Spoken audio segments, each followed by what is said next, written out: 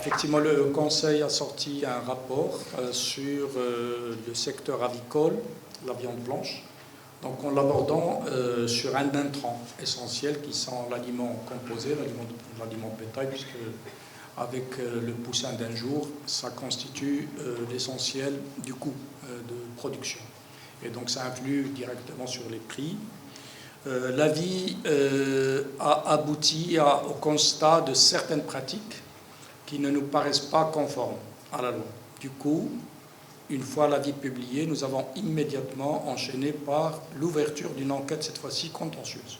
Donc c'est en cours, je ne peux pas en dire plus puisque l'enquête est en cours, sur les pratiques dans ce domaine-là. Ça touche l'amont, c'est-à-dire l'aliment de bétail, donc l'aliment composé qui va, pendant les quelques jours, 2, 3, 4 semaines, d'alimenter le poussin pour devenir une poule destinée à la vente.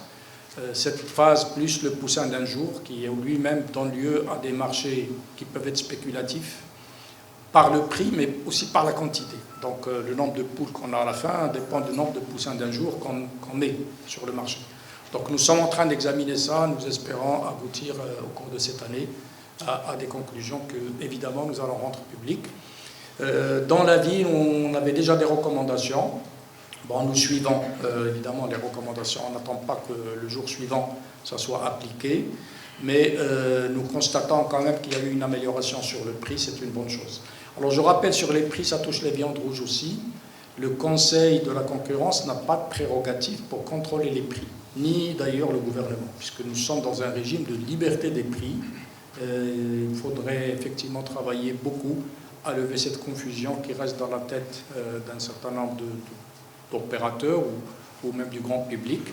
Donc au Maroc, on est dans le régime de la liberté des prix. Je rappelle qu'à part maintenant à peu près 17 ou 18 produits ou services qui restent contrôlés par l'État et donc qui donnent lieu soit à des subventions, soit à une politique de soutien, le reste est totalement libre. Donc le Conseil, comme le gouvernement, ne peuvent pas intervenir sur les prix. On intervient lorsque les prix sont faussés par le non-libre jeu de la concurrence, les ententes, les restrictions d'accès au marché, les stockages illicites, enfin tout un tas de choses que la loi interdit, soit sous notre coiffe ou sous la coiffe du ministère de l'Intérieur, parce que le contrôle des stocks illicites, etc., relève de l'autorité publique. Donc je tiens à rappeler ça, parce qu'on nous interpelle souvent sur quand les prix bougent et ce que fait le Conseil. Le Conseil ne bouge pas parce que les prix montent ou baissent, mais parce qu'on estime que cette montée ou cette baisse peuvent être artificielles. Alors vous me direz, les baisses c'est toujours positif, mais les baisses, attention, peuvent avoir pour impact aussi de nuire à un opérateur lorsque les prix sont amenés à un niveau trop bas, au point de faire du dumping qui va finir par sortir les acteurs du marché. Donc nous regardons vers le haut, vers le bas. Alors ce que nous souhaitons, c'est que les opérateurs du marché lui-même, qui se sentent lésés par les pratiques, ou ceux qui les constatent, dont la presse, puissent relever les choses. À ce moment-là, on peut ouvrir une enquête, puisque nous sommes, le secrétaire général l'a rappelé tout à l'heure, nous sommes une soixantaine de personnes concentrées sur Rabat. Nous sommes, nous, des équipes qui travaillons sur dossier. Donc on n'a pas des enquêtes sur le terrain, sauf quand on ouvre un dossier. Et donc les alertes, les remontées d'informations, on va compter sur tout ce qui peut nous aider à détecter ce qui ne marche pas dans un secteur.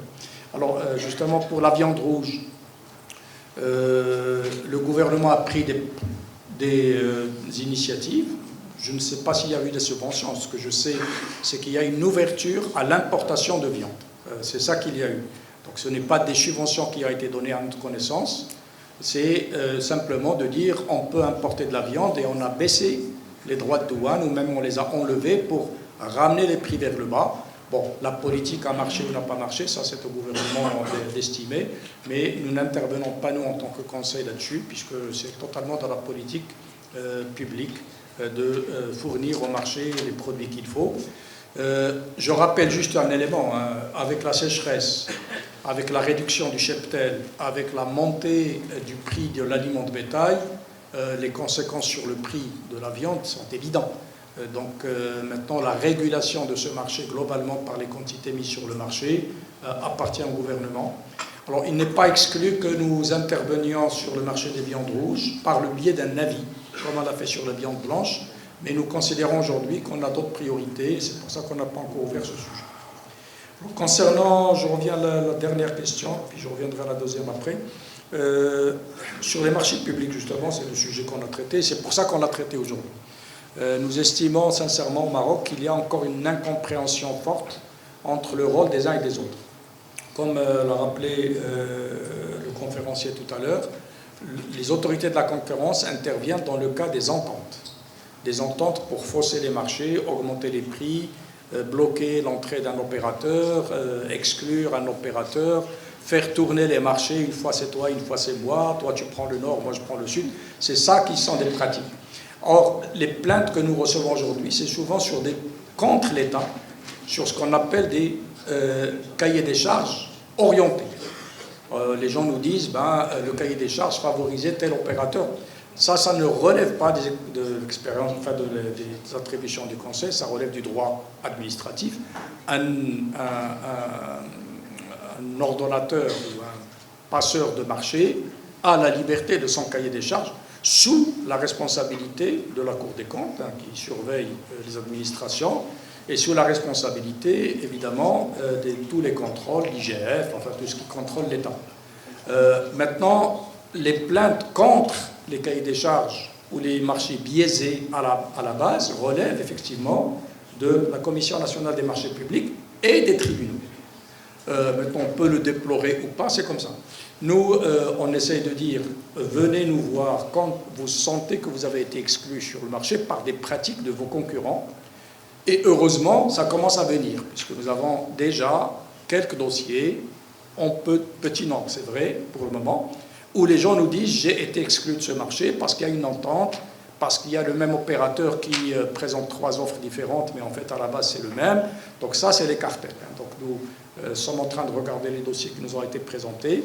Nous espérons, sur ce marché, enfin sur ce dossier, sur ce secteur, et c'est bien pour ça que nous l'avons abordé aujourd'hui avec vous, qu'il y ait même une évolution réglementaire au Maroc. Entre autres, l'organisation, ça a été abordé dans la conférence tout à l'heure, c'est important, l'OCDE insiste là-dessus, l'organisation de bases de données qui permettent le screening. C'est-à-dire on vient a posteriori, on regarde ce qui se passe, on regarde pourquoi c'est un tel qui a gagné, si c'est le même, etc. Or, l'accès au marché pour permettre ces techniques-là nécessite encore une évolution que nous espérons voir dans notre pays. Enfin, on espère adhérer aussi au suivi qui est fait au niveau de l'OCDE pour comparer notre expérience au niveau des autres pays. On sait que, à peine, d'après les statistiques dont nous disposons, 10, peut-être 15% des opérateurs accèdent au marché public. La TGR nous a informé lors de la conférence de Marrakech, puisque nous avons déjà abordé ce thème, que le nombre d'entreprises qui accèdent au marché public s'est beaucoup amélioré. Ça va dans le bon sens. Mais nous espérons, nous, aller plus loin pour que les gens sentent que, même a posteriori, même quand un marché est gagné, même quand il est exécuté, des sanctions de type pénalité ou même indemnisation sont possibles parce que le marché a été truqué à la base. Donc cette disponibilité de la base de données, son organisation, les outils de screening, ça nous pouvons nous les monter.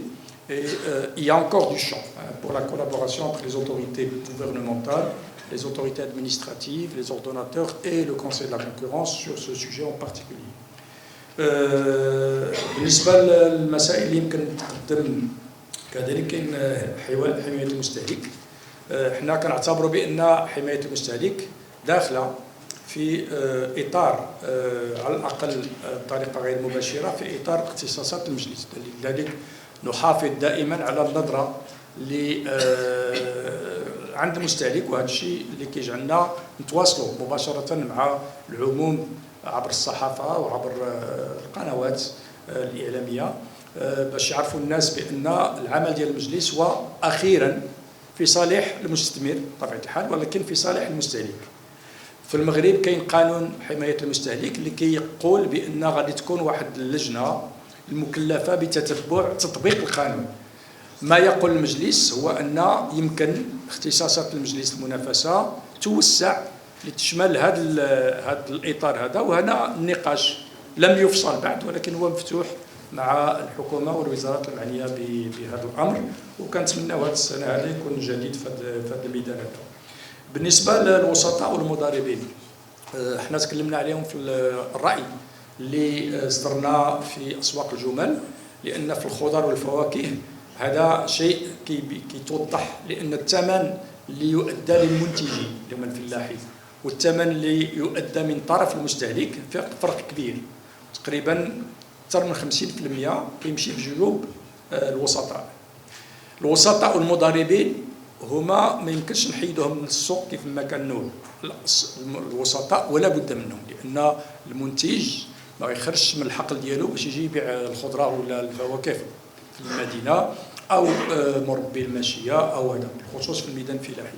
اذا الوسطاء ولا بد منهم، ولكن خاص القيمه المضافه ديالهم تكون واضحه، والاجر ديالهم يكون مقابل هذه القيمه المضافه. هذا هو يعني ما عندناش حنا حكم قيمه باش نقولوا هاد المضاربين وهاد الوسطاء ما خصهمش يكونوا، بالعكس خصهم يكونوا، ولكن القياس ديال القيمه المضافه ديالهم والاجر مقابل هذه القيمه المضافه خصو يكون متبوع، وهذا ما كتبناه، وحنا باقيين غادي نعملوا ان شاء الله في هذا الميدان هذا في عدد من المسائل، مثلا في اللحوم، في اللحوم البيضاء وهذا، لان الوسطاء في الميادين عندهم تدخل كبير جدا.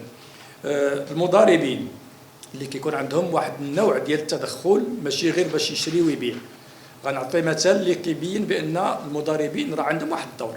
مثلا فلاح عنده واحد انتاج ما ناخذوا فواكه سهله، عنده الشجره ديالو، بداو كيخرجوا الفواكه في الربيع، والانتاج غادي يكون في ماي ولا في جوان. هذاك الفلاح بغى يبيع الغله ديالو قبل ما تنتج، هذا كاين في السوق جميع الاسواق العالميه.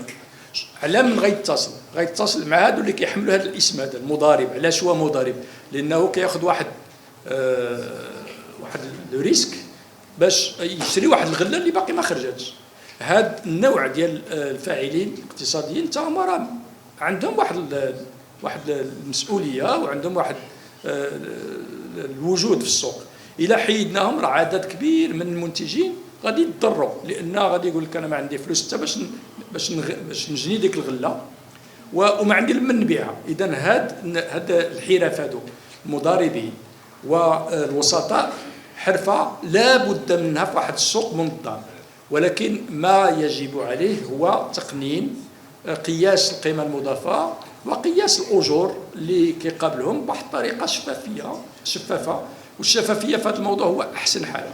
حنا شقلنا باش تكون واحد النوع ديال الشفافيه في الاثمنه، نخلقوا مثلا في ميدان الخضر والفواكه نخلقوا واحد ما سميناه بواحد لو سيركوي ديريكت، واحد الطريق مباشر من المنتج للمستهلك. وهذا ممكن، يعني كاين مثلا هذوك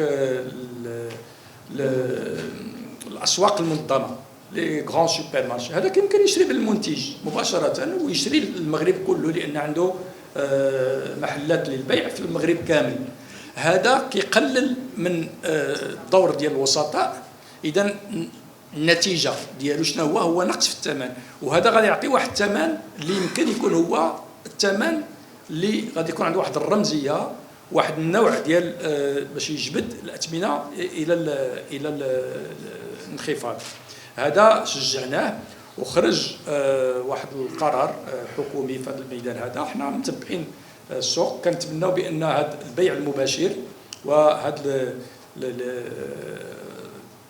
النوع ديال التوزيع المباشر كذلك يتنمى باش يعطي واحد الاشاره لحقيقه الاثمنه في الاسواق.